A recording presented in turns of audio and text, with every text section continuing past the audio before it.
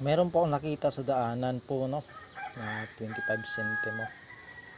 Na huwag po natin sasayangin po ito. Ito po yung mga ganitong uri ng mga barya. Ah, dahil po ito ay nagamit po natin ito sa kasaysayan. Yan, ito po ay 25 centimo na year 2001. Hindi po kasi alam ng karamihan at tinatawanan lamang po, no, na ito po daw ay binibili. Ayan. At marami po kasi nagko-comment, no, na yung barya po na 25 centimo na year 2001 ay marami daw po sila.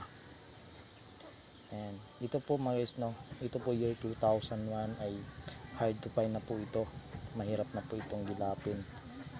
At mahirap na po hanapin po ito sa ating sirkulasyon. Kaya ito po mga guys, no, huwag po natin basta-basta po. Huwag po tayo basta-basta magtapon po ng mga barya. Yan, kung gusto niyo po, ipunin niyo po muna, no. Ipunin niyo lang po at huwag niyo lang po itapon.